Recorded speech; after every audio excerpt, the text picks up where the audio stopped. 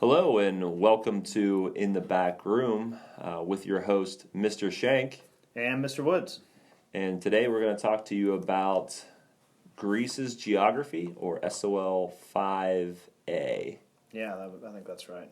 What are some other things we might be just sprinkling on? So we're going to hit geography, take a look at a map here in the notes. If you're following us on the YouTube section, we'll probably talk about some archaic Greece peoples, some geographic landforms, and it looks like we have government on the docket as well. Lots of government. Big government, little government, no government. Anarchy. Excellent. Yeah. Should be a fine time. So, before we get started, we like to always say... Temendi causa est nescire. All right, now we can begin. Get us started for the day. All right, so ancient Greece, we talk about the geography, and probably when you think Greece, you think the Aegean Sea. Or you think of scum on dishes. You mean like algae? Like Greece. Like dishes are I thought like Aegean Come algae. on now. Come Okay, on now. You got it, okay. I get one good one. Once in a while. You got me. So that's would be east of mainland Greece, and if you describe where Greece is in location, the best thing you could say is what, southeast Europe? Yeah, I mean southeastern Europe, the eastern Mediterranean, I guess would be another way of kind of describing it. If we're thinking about like context of places that we've talked about in class, this is like north of Egypt, west of Mesopotamia and India and China, I guess. So Everything. But kind of it's Greece is definitely important, not for just like the classical period that we're going to be discussing over the next couple of weeks, but like central to the development of Europe, really. Of mankind in Everything, general, yeah. And also, you can consider Greece to be in Asia as well. What you consider like Greek speaking or Greek culture, that stretches into it. What we know is Turkey today, but Asia Minor, which is small for the beginnings of Asia, or Anatolia. Yeah, that's what the Greeks called that area. Correct? I believe Anatolia is. It sounds very Greek. It does. And then you have like So this was something I discovered last year. The difference between Hellenic and Hellenistic. I never really understood the origin of that. So Hellen, when you refer to it with two L's, you're talking about a guy. And so he's like the mythical, I guess, progenitor of the Greek people. So like he is let me see here, the son of Deucalion or Zeus and Pyrrha. And so they're like demigod type status. And so he settles in this area, and then his children populate it, and they're the Hellens, the Greeks. Names all of his kids Helen. Helen, yeah. That's pretty easy. Helen 1, Helen 2, Helen 3. Man, I struggle when I know. I get confused my kid's name and the dog's name all the time just because they start with the same letter. I can't imagine. Oh, man. So, if we continue on the west of what we know as the Balkan Peninsula, which is kind of like mainland Greece, we have the Ionian Sea. And one thing that I don't know that my kids got messed up with, maybe yours did too, was they were thinking Ionia was right there with the Ion, which is a legitimate mistake. Right. I think that it's just hard when we do the map before we talk about how the Greeks colonized, because I mean, like you have Greeks everywhere living around the Mediterranean, even in the archaic period of Greece. Like they referred to kind of what we would call the heel of Italy, that boot area. That was, I think it was like Magna Graecia, like Greater Greece, because it was so Greek-ish that it was just considered an extension of Greece itself. Very Greeky. Greeky, yes. And I think that would be the appropriate terminology there. Yeah, no. So I think that the fact that the Ionians kind of colonized the area around there, as well as like the province of Ionia in Asia Minor, I think that gets confusing. Yeah, I definitely see that, which is understandable. But as we move to the south, because we're just kind of going over the seas that are nearby, and you have the Mediterranean Sea, which is just south, and that stretches, all over Europe. I guess depending on how far zoomed out you are on a map, the whole thing's the Mediterranean. I mean, I've never really quite understood like the boundary lines of seas. I guess it's the closer you get, the more specific you have to be, and so the minor seas become major seas. Yeah. Yeah. Yeah, no, well, it's kind of the same argument too when you talk about like continents can technically be islands. Yeah, or like oceans. Why are there multiple when all the waterways connected? Right. At the North Pole around what would be the Arctic, So We humans are or silly. the Southern Ocean that didn't exist when I was in school. This rose up out of the ocean. Did you run into that when you were talking about that kind of stuff? I didn't run into water, but Well, I mean, I've done that. no, it wasn't a thing when I was in school. No, we learned 4 oceans. Yeah. Yeah. Okay. So I seemed crazy. Probably in the first like year. 20, 30 years we'll add another ocean. So Why not? Just throw a couple in there. might as well. To the northeast, we have the Black Sea, and so what I had my kids, and I kind of thought of this today. So, 2 things. Think of it like it looks like a black Xbox controller. It looks like a controller. Xbox controllers are typically black. Maybe it looks like a shoe to you. It looks like a shoe or an Xbox controller. Either way, think of it like a black shoe or a black Xbox controller, and that kind of helps you. Yeah, Black Sea. Do you pronounce it the Sea of Marmara or Marmara?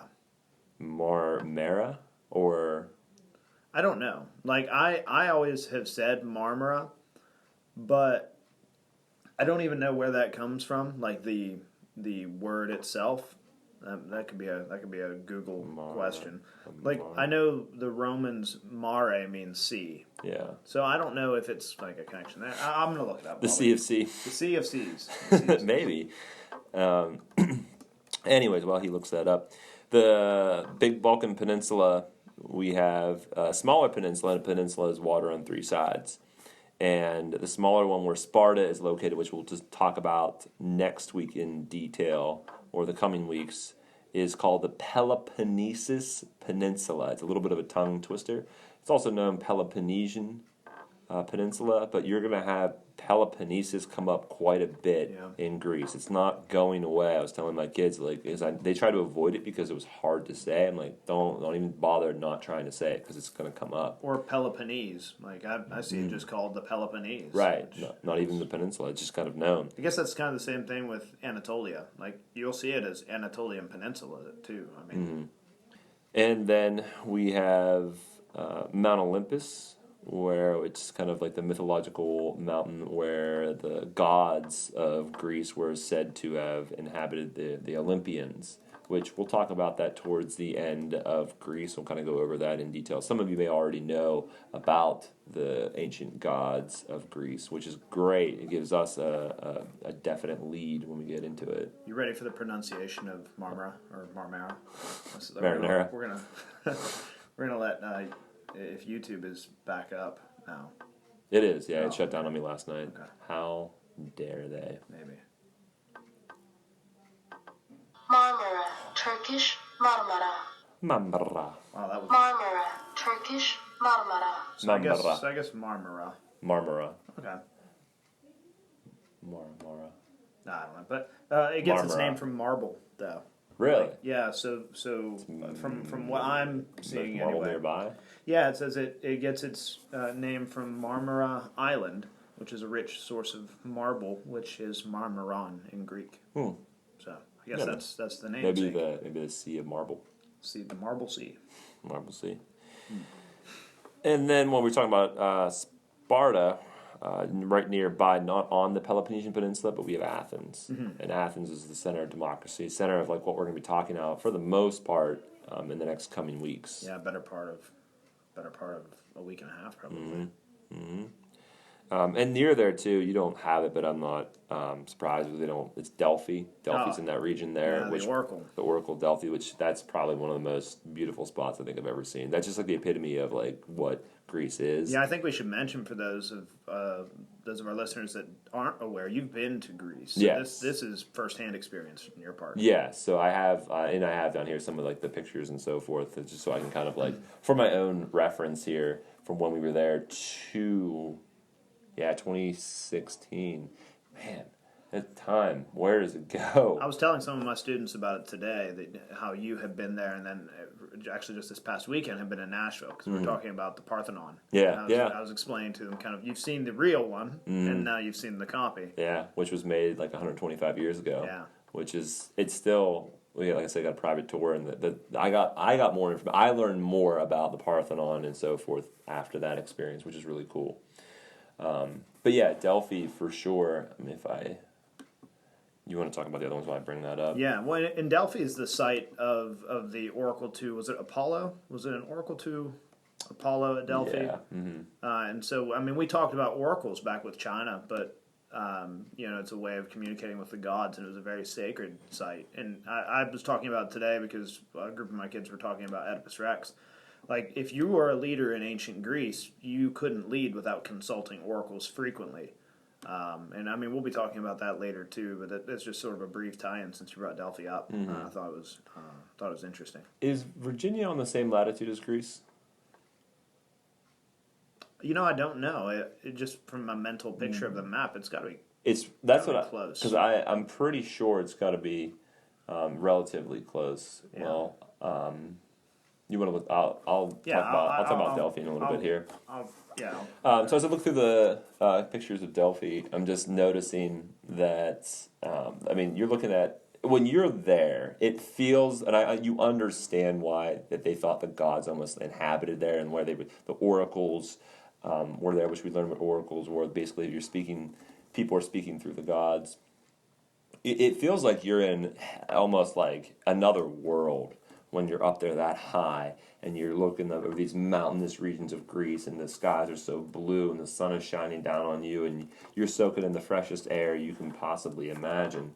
It's not muffled with all the pollution that we have here in various areas. It's very close. Is it? Yeah. So Virginia is at 37 degrees north latitude, give or take, and Greece is 39 degrees north latitude. Okay. So very, very close. I figured it had to be pretty close. That's what I was going to say. 37 to 39. Yeah. So I guess Greece is just slightly more north. I don't know. Maybe that's like southern Pennsylvania. Oh man, it's like my territory. Now I gotta check. If there's no way that weather is similar, we're gonna look specifically at your hometown. Oh man, Hooversville. Then we have places like we have Thebes, Attica, and so forth. We have different. Well, we call them these different locations. Like I said, Thebes, and is it right there? 40 degrees north latitude. So it's almost spot on. Jeez. That makes sense. So we have Thebes and Athens and Sparta. These are all city-states, which is the city and the surrounding lands areas. I think the Greek word for it is kora. Kora? Yeah, it's like supporting lands around the polis. Kora. While we're on polis there, let's mention a few other terms that go with that. So, like we were talking about the Parthenon, which is in Athens, on the Acropolis, which is the high portion of the city, right? The defensible hilltop that I wouldn't say all, but I would say several Greek city-states had, if they weren't already kind of nestled into mountains as it was. Then the Agora, which is the open space, right? Fear of open space is agoraphobia. Yeah. And then I guess so. The other question I would have for you, since you've been there, because of the isolation of these city-states, how many of them had avenues for water access? Like the ones that you have been to, like how close were most of them to a shoreline to where they could get to the? You're talking like the cities? Yeah. I mean, they're constantly surrounded by some source of water. I mean, we went through the canal system. I was talking today about the Peloponnese Peninsula, how it's technically not a peninsula, and it's actually an island because they cut that canal through.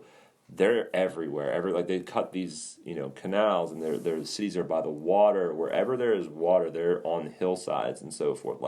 They don't care if it's extremely steep. They're completely surrounding it. I mean, you look at the pictures that I have up for the Santorini. If you've seen the pictures of Santorini with the blue domes and so forth, they're right on the hillside, right on that mountainside, and right there's the water.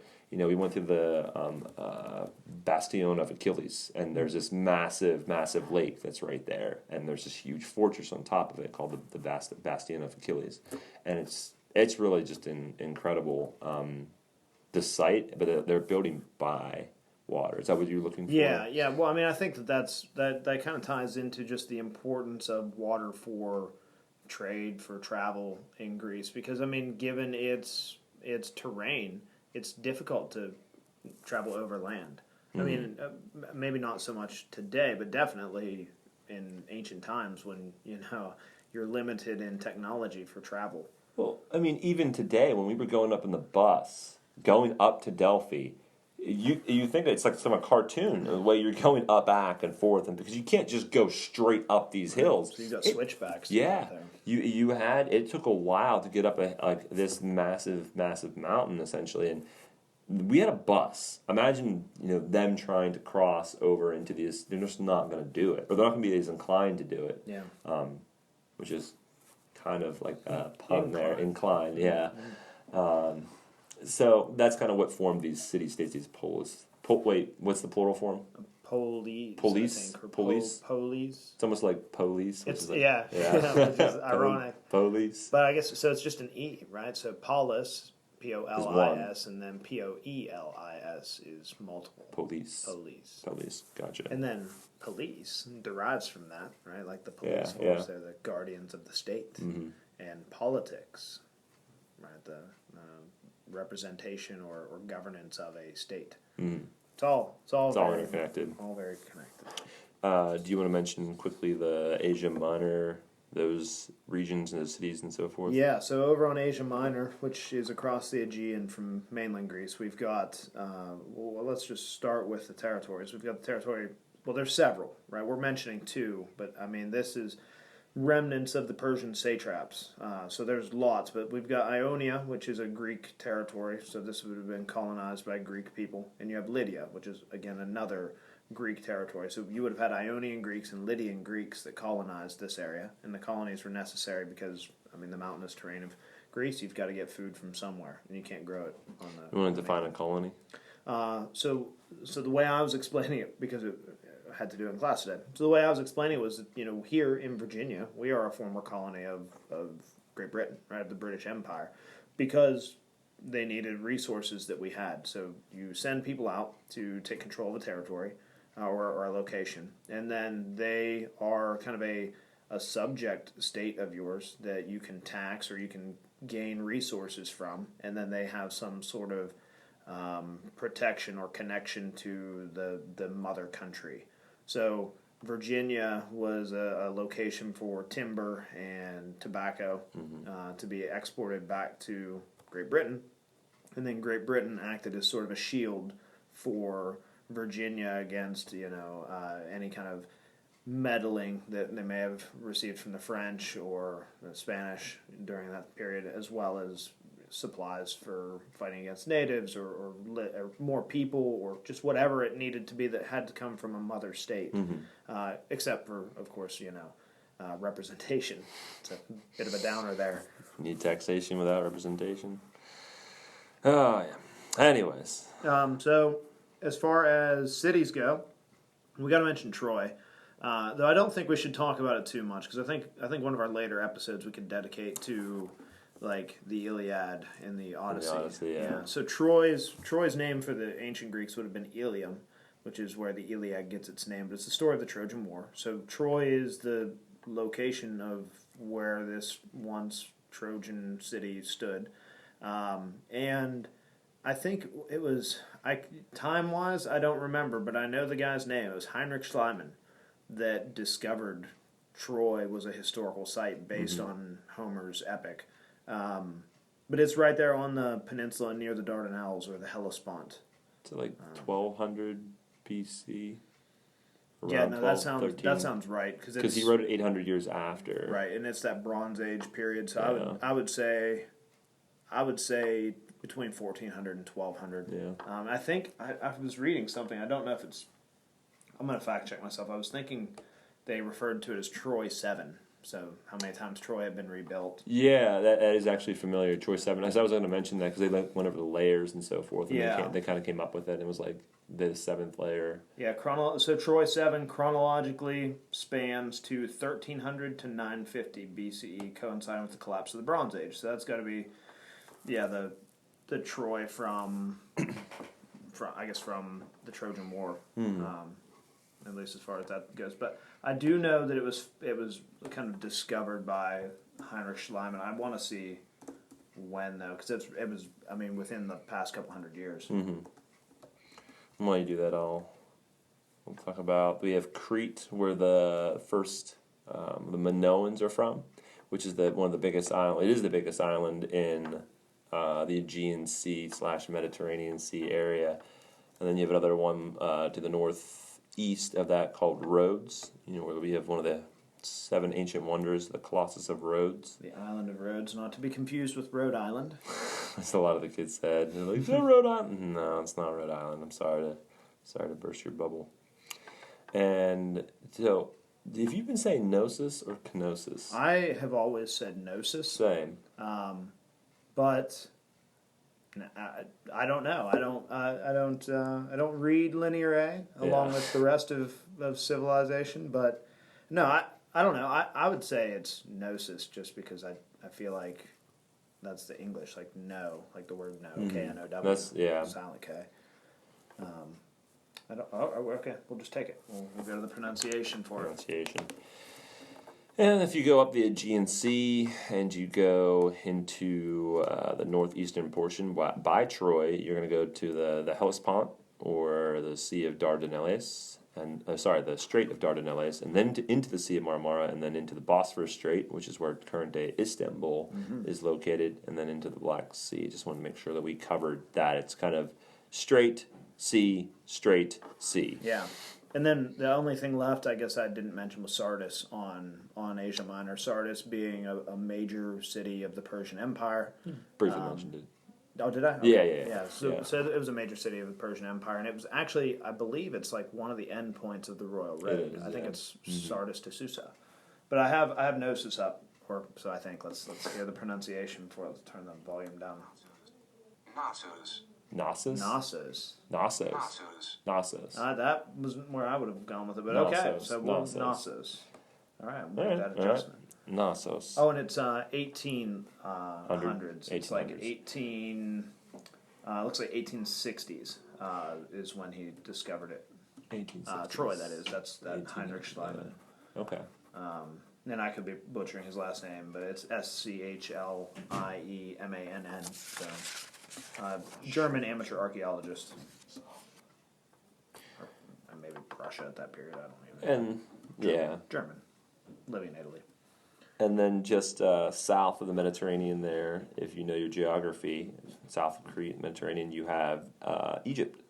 Places like the Nile Delta, Alexandria, obviously the Nile River. That's going to be a major connection point between the two. They're going to trade with each other a lot, for sure.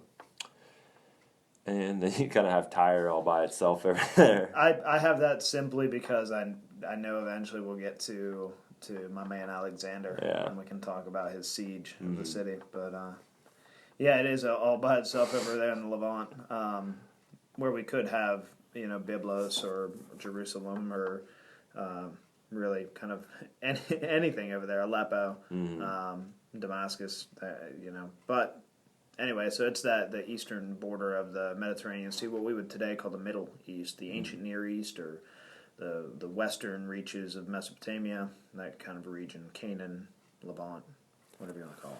All those great cities.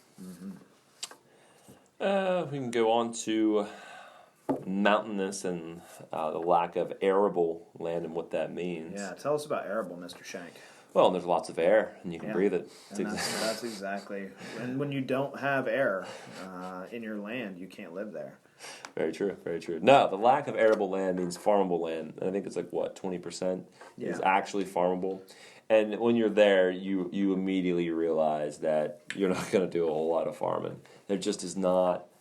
There's a ton of mountainous, and what mountains there are, it's extremely rocky. If you've ever planted anything, you don't want to plant where there's rocks. Yeah. It's not going to grow too much. And that's what I was kind of trying to explain to my classes, because when we talk about China has a lot of mountains, and they would carve the steps into the mountains, but they're less rocky mountains, I guess would be the better way to put it.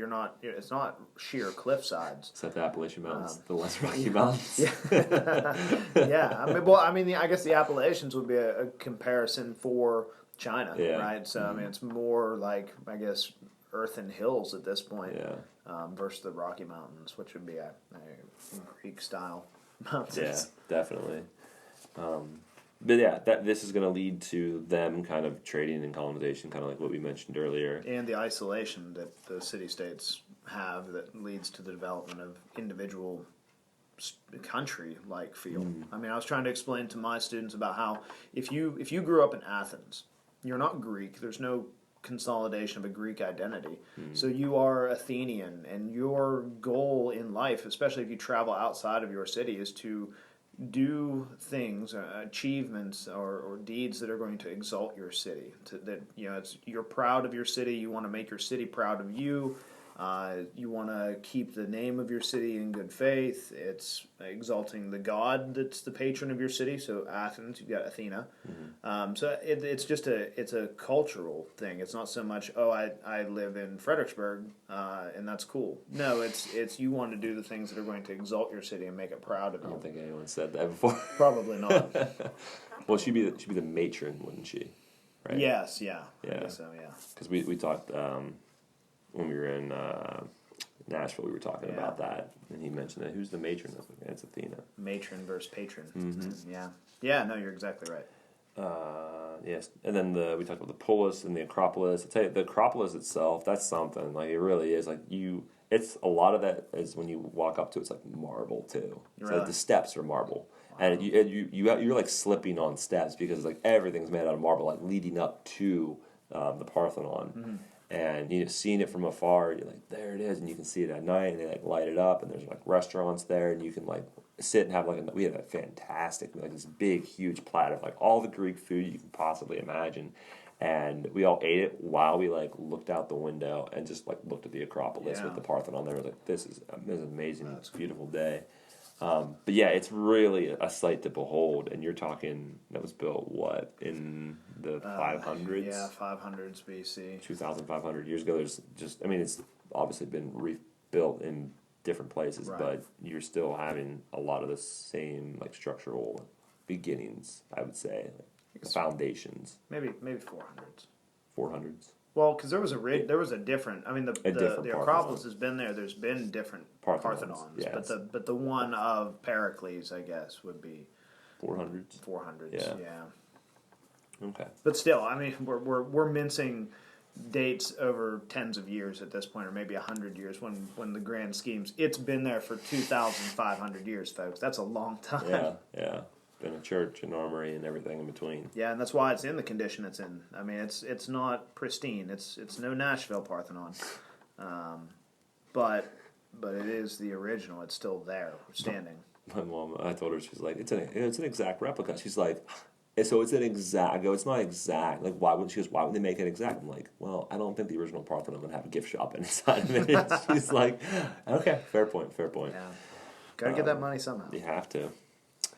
So we can move on to the Minoans, as I mentioned earlier with Crete.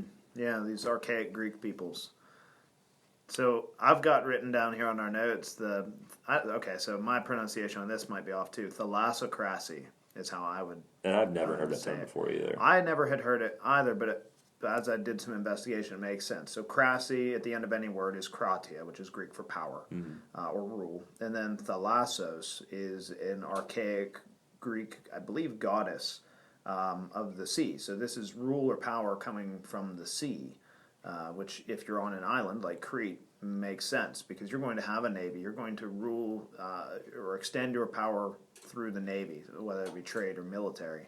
And that's what the Minoans did. They had a sea trade domination. But they weren't they? They're pretty peaceful. Yeah. And probably because the same reason Great Britain was relatively peaceful. You don't mess with somebody that's controlling the navy, controlling the water, And it's like, look at what I have. And you have to, I guess you have to consider too, like how many civilizations at that time could have competed with them in that area.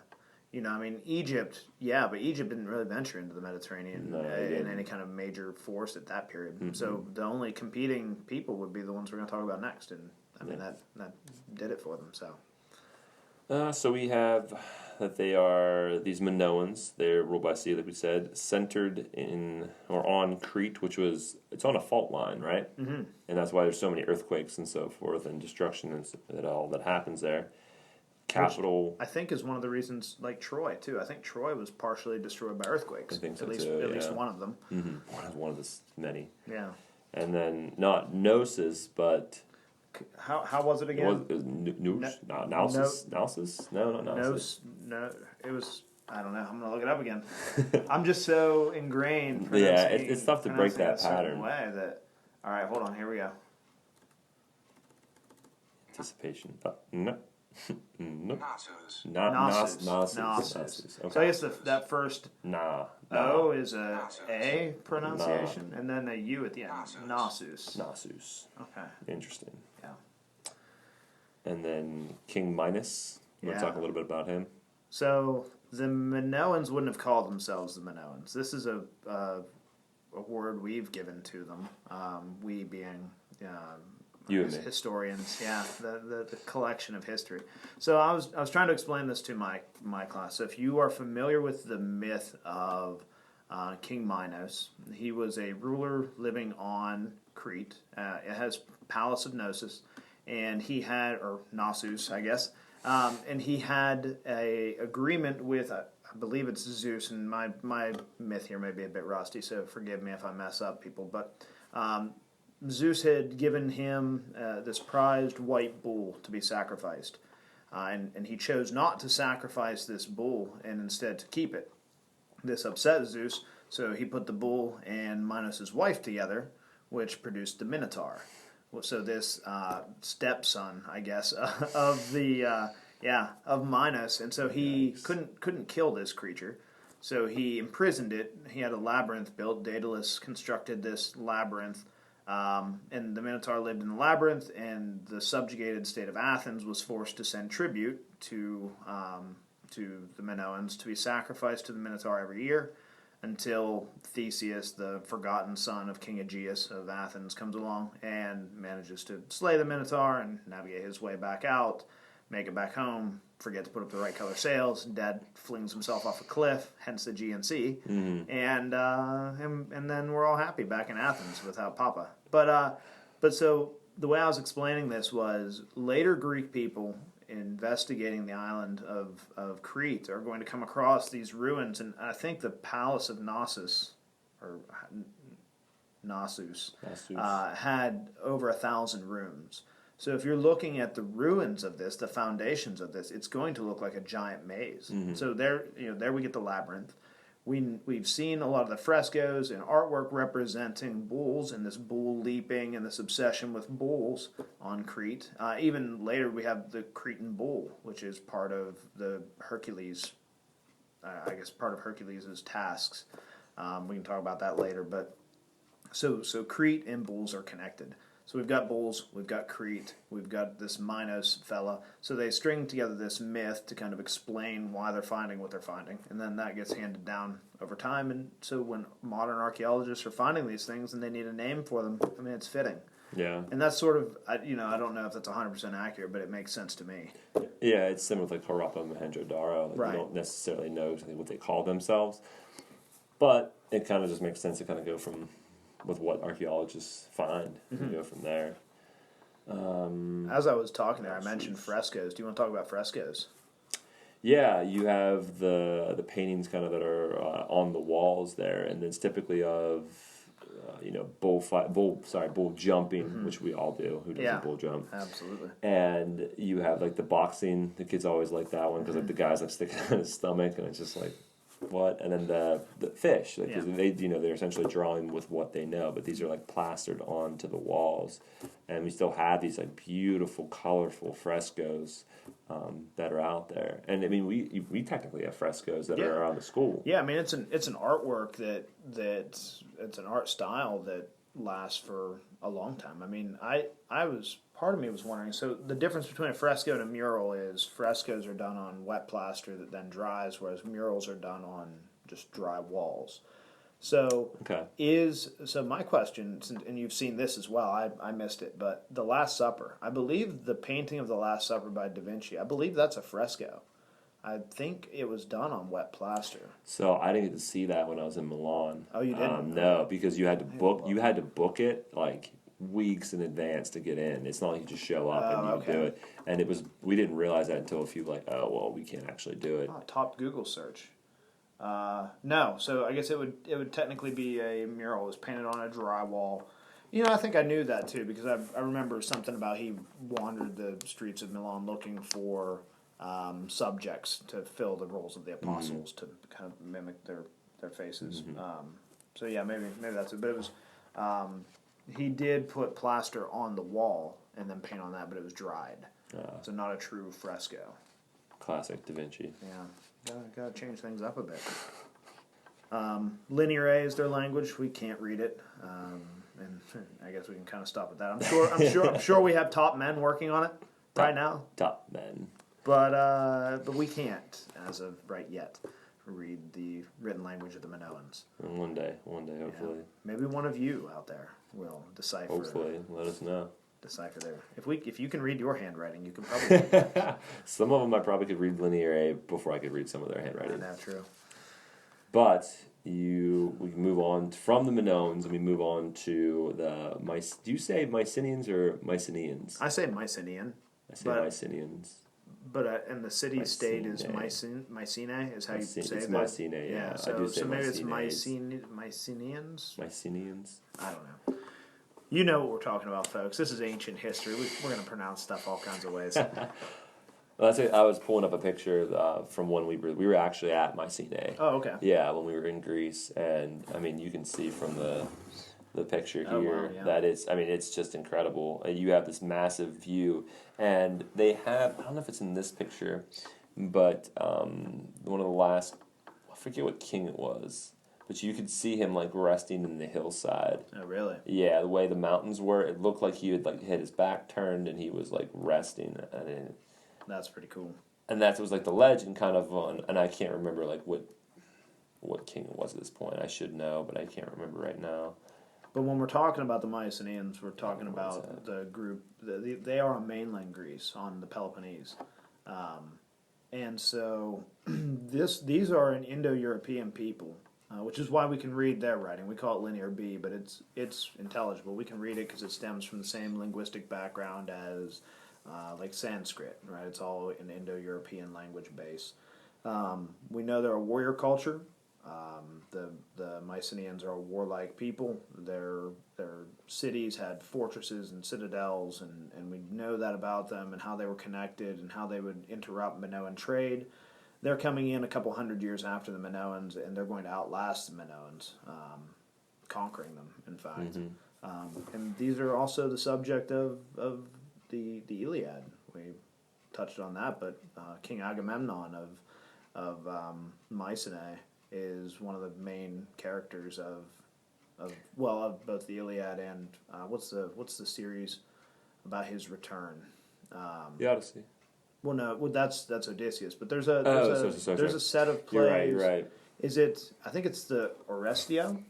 I probably pronounced that wrong, but I think is it Euripides? It might be, but now that you said that, I'm pretty sure the king that they were talking about in this picture was Agamemnon. Oh, okay. Yeah, but that's, I mean, and you look at it, you have Aeschylus. Aeschylus. Aeschylus wrote the Orestia. It's a trilogy, but it covers Agamemnon and the House of Atreus and their return from Troy and his murder and all that good stuff. Can't have a Greek tragedy without lots of death. It's true. But it could be Agamemnon. He's kind of the famous king. Yeah, I'm pretty sure it is, yeah. And his brother Menelaus of Sparta. I wonder if it's, somewhere I have that picture, I don't know. But, yeah, so just those are like the founding peoples, essentially, of the Greeks that we'll talk about later in here. The Minoans from Crete and the Mycenaeans from mainland Greece. Yeah, and they're gonna kind of set the framework for later civilization. I mean, they're not the same peoples, but they've got the I guess the groundwork laid for the later Greeks that are going to populate that region to kind of pick up off of or work off of. Which primarily we're going to be talking about Athens and Sparta through the course of these podcasts, but I mean there's hundreds of other city-states that we could touch on. Thebes being another big one, but Corinth and Mycenae is one as well, and I mean just you could even go to Ithaca. I mean it's tons of different city-states because they're all different peoples. I mean, culturally they have similarities, but they're not considering themselves one people, and that's an important thing to get across, I guess. But I don't know. Do you want to lead us into talking about some governments here? Yeah, we can touch upon some governments here. So these are the governments that you will kind of see throughout when we talk about Greece. In the most stereotypical one that you any civilization is the monarchy. Mon meaning one. This is a king, queen kind of rule. The most simple form of government. Really. It's a hereditary rule, which they'll have early on, and then they'll kind of throw those to the side. Yeah. In place of The monarchy, we get the aristocracy, ruled by the best. So this is kind of like the noble upper class people. And I was explaining to my students in Athens, they were archons, was kind of the name given to these guys, and they made up what was called the Areopagus, which is like a ruling caste of about 9 families at its greatest, and they were sort of the judges or rulers of Athens. And that borrows its name, the Areopagus, from the trial of Ares, the location where Ares was put on trial for murder of some god or another's kid. You know, mythology everywhere. it really is. And if we're talking specifically about Athens, this is the transition. They go from monarchy to aristocracy, then to tyranny, which is which, if you're looking at the sheet, is out of order. But if we go to tyranny next, that's it is more free than an aristocracy or a monarchy, even though it doesn't sound like it, right? Because you do have one ruler at this point, and they've taken power. Yeah, the tyrant. And they've done so illegally, meaning they haven't abided by constitutional rules, but they do have the support of the people. And so you've gone from one ruler without people's support to multiple rulers without people's support to now having one ruler with people's support. So we're getting progressively more free, or government more in the hands of people at this point. We'll talk about later with Draco and so on and so forth. Yeah. Those guys with those tyrants. And then we have democracy, which we should hopefully be familiar with, considering that's what we have. Now, their form is different than our form. Correct. Because they have a direct democracy, and I say that I'm going to ask you directly, if you're a citizen, what we should do. What law, should we put this in place? Yes, no. Or should we go to war with Persia? Yes, no. And we'll talk about later with Rome, we'll talk about a representative democracy, which is, basically what we have here today, where there's just, and it's based on population. Yeah. There's just too many people. Not everyone can vote. Every 320 million people here in America can't vote every single day. But Athens, it was easier for them to do that because they have, one, obviously a lot smaller population than we do, and they made sure that to vote, you had to be a citizen, which you had to be over 18. You had to be over 18. You had Male. to be male, of course. Own land. I don't know if landowning is a portion of it, but I imagine it probably was. Yeah. And I know you had to have completed your training for military service because that gave you a stake in the decisions that are going to be made. Because Athens operated off of citizen soldiers. So they don't have a standing army, but every male citizen, adult male citizen, was expected to bear arms in defense of their city. Yeah, it's a different concept. It's like hard for probably a lot of them to wrap their heads around because you just think, well, yeah, there's just always an army. Like, well, there is, but it's you. Yeah. You're the army. Yeah, if we go to war, they're emptying the houses. I mean, Yeah. every male citizen is part of the army. You're not waiting for somebody to show up. You are. Yeah. You are the army. You take your shield down off of the wall and pick up your spear next to the umbrella by the door and head out. I mean, I guess it is hard to grasp though because we live in a country where we have the luxury of having a professional military that defends on our behalf, rather than every citizen of our country having to be responsible for the defense of our country, which I think does play a part in taking away our need or the feeling of need we have for participation in government. Because whether or not we go to war doesn't directly affect my commute to work, but if I was expected to be the soldier that goes to war, then yeah, my say is I'm going to want to have it heard. Yeah, it's a good point. Yeah, it really is. Yeah. Do you want to talk about quickly oligarchy? Yeah, so we skipped oligarchy, which is the rule by a few. So in the case of Sparta, which is where we're going to really talk about oligarchy, it's a few powerful, typically military rulers, and this is I don't know that I would say it as a complaint, but it's an accusation that's levied against a lot of governments even today, that it's just a few people in power that are kind of ruling from the shadows. But in Sparta, at least, you had groups that did this. So you had like the kingship of Sparta, which was 2 kings, and then you also had like a council of elders that were made up of like ephors and different groups that were responsible for providing input, and they would have all completed military training and service as well. But it's more of a military-based rule in Sparta, but it doesn't have to be considered an oligarchy. It's just ruled by a few in its most basic form. And those 2 kings, you have like a domestic king and you have a foreign kind of king, the one that kind of goes off and goes to war every season, and the other one that kind of hangs back and governs and so forth and takes care of business at home. Which kind of makes sense. Yeah, I mean, you have to have, you can't, your king, as a king, you want to have someone of your stature leading the military, but then to do that, if there's only one, you have to abandon home to do that, and that's dangerous as well. You don't know what can happen while you're gone, so having that dual system. And if you had 2 kings in the same location, I feel like it'd be conflict. Oh yeah, there would have to be. I mean, that's the kind of crisis of Rome later, right? With some folks there. We'll talk about them in a minute. Yeah, definitely. So I guess really that brings us to the end of our agenda for today, except for probably one of the more exciting forms of government to talk about. Mr. Shank, you want to talk about anarchy? Anarchy is the absence of government. Yeah. Well, there is no government. There's no one collecting taxes. There's no one that's protecting you. There's no one putting forth laws. It is a lawless. It's basically like The Purge, only all the time. Speaking of The Purge, did you know that's a TV show now? Did you see that?